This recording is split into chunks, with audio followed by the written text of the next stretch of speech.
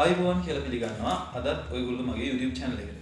මම අද කියා දෙන්න බලාපොරොත්තු වෙන්නේ කොහොමද sin වගුව භාවිතා කරන්න කියලා. ඒ කියන්නේ යම්කිසි කෝණයක අගය දුන්නාම ඊට අනුරූප sin අගයත් ඒ වගේම sin අගය දුන්නා නම් ඊට අනුරූප කෝණීය අගයත් ඒ කියන්නේ sin inverse බලන හැටි කියා දෙන්නයි සූදානම් වෙන්නේ. එහෙමනම් අපි යමු අද දවසේ වීඩියෝ වෙත.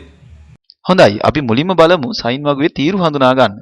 මේකෙදි ඔයාට මෙන්න මේ තීරුව අපි ඒක කියනවා ප්‍රධාන තීරුව කියලා. මේ ප්‍රධාන තීරුවෙන් තමයි ඔයාට අදාළ කෝණයේ අංශක අගය ගන්නට වෙන්නේ. ඒ වගේම ඔයා මේ වෙද්දි දන්නවා අංශකයක් අපි කොටස් සමාන කොටස් 60කට බෙදනවා. අපි එක කොටසකට කියනවා කලා එකක් කියලා. එහෙමනම් කලා ප්‍රමාණය හොයාගන්න මෙන්න මේ තීරය එහෙම නැත්නම් මෙන්න මේ කොටස අපට මේ භාවිතා කරන්නට වෙනවා. හැබැයි ඔයාට පේනවා ඇති ඒ අගයන් තියෙන්නේ කලා 10න් 10ට. එහෙමනම් ඒ අතර කලාගයන් හොයාගන්නට ඔයාට සිද්ධ වුණොත් අපිට මධ්‍යන්තර තීරය භාවිතා කරන්නට වෙනවා. මම ඔයාට පොඩි ඉඟියක් දෙන්නම්. සයින් වගුව භාවිතා කරන්නට වෙන්නේ ඔයා කලින් ඉගෙනගත්ත ලඝු වගුව භාවිතා කරන ආකාරයටමයි කියලා කියන්නට පුළුවන්. ඒ කියන්නේ පොඩි වෙනස්කම් තියෙනවා. හැබැයි ඒ ක්‍රමයම තමයි භාවිතා කරන්නේ. එහෙනම් බලමු මම කියපු කතාව කොච්චරක් හරිද කියලා උදාහරණ කීපයක් සාකච්ඡා කරලා. එහෙමනම් මුලින්ම මම පළවෙනි උදාහරණය විදිහට දෙන්නේ sin 8 කියන අගය හොයන්න. එhmenan මුලින්ම ඔයා හොයාගන්නට ඕන ඒ අංශක ගානට අදාළ පේලිය. මෙන්න මේ අගය. ඒ වගේම මෙතනදී කලා අගයක් සඳහන් වෙන්නේ නැති නිසා ඔයාට පුළුවන් කලා බිඳුව කියන තීරය තෝරගන්න. එතකොට පේලියයි තීරයයි හමුවන ස්ථානයේ පවතින අගය තමයි මේ වෙලාවේදී පිළිතුර විදිහට ඔයාට ලියන්න වෙන්නේ. ඒ කියන්නේ පිළිතුර ලියුව හැකි 0.13992ක් කියලා. උදාහරණයේ විදිහට තියෙන sin 13යි කලා 40 කියන අගය හොයලා බලමු. එහෙනම් මේ විදිහට ඔයාට වැටහෙන්න ඕන අංශක 13ට අදාළ පේලිය තෝරගන්නට ඕන. ඒ වගේම අංශක 40ට අදාළ තීරයක් තෝරගන්නට වෙනවා. එහෙනම් පේලියයි තීරයයි දෙන්නම හමුවන ස්ථානයේ පවතින අගය තමයි මේ වෙලාවේදී පිළිතුර විදිහට ගන්න වෙන්නේ. එහෙමනම් ඒ අගය විදිහට ලැබෙනවා 0.239 6.3ක් කියන අගය. දැන් අපි ඊළඟ උදාහරණය මෙතනින් එහාට ගියපු තවත් සංකීර්ණ අවස්ථාවකට යමු. මම මේ ළඟ උදාහරණයේ විදිහට ටිකක් සංකීර්ණ වූ අවස්ථාවකට යනවා.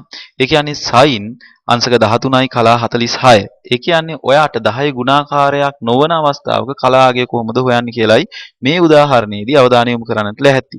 එහෙනම් මුලින්ම ඔයා කරන්නට ඕන මෙන්න මේ අගයට ආසන්න කුඩාම කලා අගය 10 ගුණාකාරයෙන් හොයන්න වෙනවා. එහෙනම් මම කියපු දේ පැහැදිලි ඇති.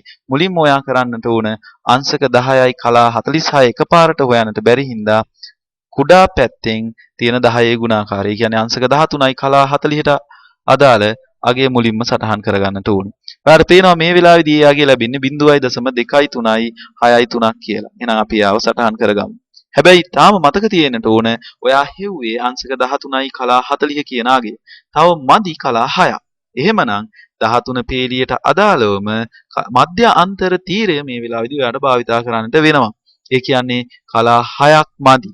එහෙමනම් ඒ කලා 6 වෙනුවෙන් තියෙන අගය හොයා ගන්නට වෙනවා. ඒ කියන්නේ අදාළ පේලිය සහ තීරය හමු වන ස්ථානයේ තියෙන අගය ගන්නට වෙනවා. ඔයාලට මේ උදාහරණයට අනුව පේන්නේ කීයද? 17ක අගයක්. එහෙමනම් අනිවාර්යයෙන්ම මෙන්න මේ කලා 6ට අදාළ ඒ අගය ඔයා මෙන්න මේතෙන්ට එකතු කරන්නට වෙනවා. එහෙමනම් sin භාවිතයේදී මධ්‍යන්තර තීරය එකතු කරන්නට වෙනවා. එහෙමනම් අවසන් වශයෙන් පිළිතුර ලැබෙන්නේ sin 13යි කලා 46 කියන එකනට අගය විදිහට ලැබෙන්නේ 0.239 8.3යි කියන අගය. අපි තවත් උදාහරණයකට අවධානය යොමු කරමු. මම මේ වෙලාවේදී ඔයාට කියන උදාහරණය තමයි මෙන්න මේක. මදක් වීඩියෝව නතර කරලා කලින් උදාහරණය භාවිතයෙන් මෙන්න මේකේ අගය හොයන්නට කියලා කියනවා. හොඳයි. එහෙනම් අපි මුලින්ම කරන්නට ඕන අංශක 58යි කලා 34 නෙවෙයි හොයන්නට වෙන්නේ මුලින්ම අංශක 58යි කලා 30. එහෙනම් එයට අදාළ පේලිය සහ තීරය හොයාගමු. ඒ දෙන්න හමු වන ලක්ෂයේ තියෙන අගය එනවා 0.855යි 2යි 6ක් විදිහට. ඒ වගේම මේ වෙද්දි තාම අපිට මදි කලා 4ක්. එහෙනම් මධ්‍යන්තරයෙන් කලා 4ට අදාළ අගය අපි හොයාගමු පේලියට සහ තීරයට ගැලපෙන විදිහට. ඔයාලට පේනවා ඒ අගය කීයක්ද? 6ක් ලැබෙන්නේ. එහෙමනම් අන්න ඒ අගය අපි මොකද කරන්නට ඕන? මෙතෙන්ට එකතු කරන්නට වෙනවා. එහෙනම් ඔයාට පිළිතුර ලැබෙනවා කීයක්ද?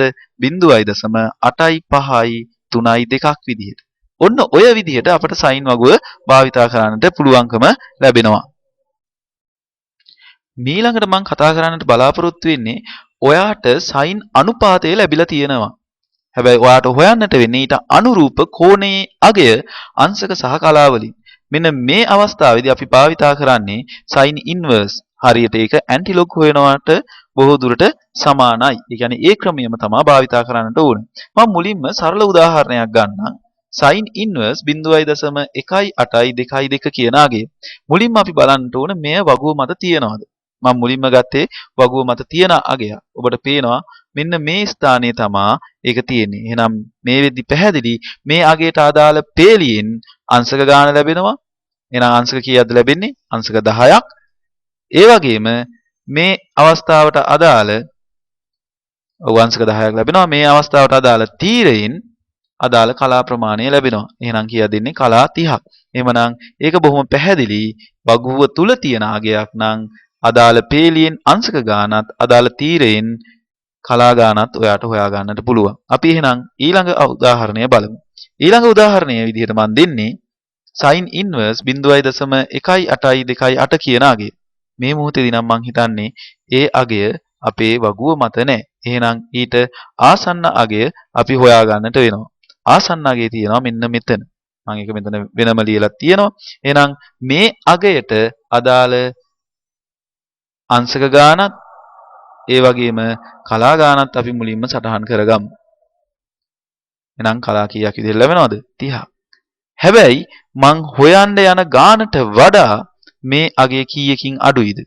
0.0006කින් අඩු බව ඔයාට පේනවා. එහෙනම් අන්න ඒ අඩු වෙච්ච අගය හොයන්න අපි භාවිතා කරන්නට ඕන මධ්‍යන්තරය කොටස. එහෙමනම් ඒ පේලියට අදාළව අංශක 6ක අගයක් තියෙන්නේ මෙන්න මේ ස්ථානයේ. ඒ ස්ථානයට අදාළ කලා අගය ඉහළින් ඔබ බැලිය යුතුයි. එහෙනම් කලා දෙකක් මේ උදාහරණයට අනුරූපව තියෙනවා. එහෙනම් ඔබ කරන්නට ඕන අංශක 10යි කලා 30 කියන අගයට මේ මධ්‍යන්තරයෙන් අඩු ප්‍රමාණය සඳහා ලැබිච්ච කලා අගය එකතු කරන්නට ඕනේ. මධ්‍යන්තරයෙන් ලැබෙන කලා අගයත් මොකද වෙන්නේ? මේ අවස්ථාවේදී එකතු වෙනවා. එහෙනම් මම ගත්ත උදාහරණයේ පිළිතුර විදිහට ලැබෙන්නේ අංශක 10යි කලා 32ක්. අද දවසේ වීඩියෝ මම මෙතනින් නිමා කරනවා. මේ වීඩියෝ ගැන අදහස් අනිවාර්යයෙන්ම කමෙන්ට් සෙක්ෂන් එකට එකතු කරන්න. ඒ වගේම මේ වීඩියෝ හොඳයි නම් තව ඉදිරියට මම දාන වීඩියෝ ඒගොල්ලන්ගේ වීඩියෝ ස්ක්‍රීන් එකකට ගෙන්න ගන්න උවමනා නම් අනිවාර්යෙන් subscribe කරන්නත් අමතක කරන්න එපා. මේ දැනුම ඔයගොල්ලන්ගේ යාළුවොත් එක්ක share කරගන්නත් උවමනා නම් share කරන්න හොඳයි කියලා හිතනවා නම් අනිවාර්යෙන් share කරන්න මතක කරන්න එපා. එහෙනම් මගේ වීඩියෝවත් එක්ක එකතු වුණ ඔයගොල්ලෝ හැමෝටම සුබ දවසක්. මම ඔයගොල්ලන්ගේ ගණිත ආචාර්ය අසේර නිෂාන්.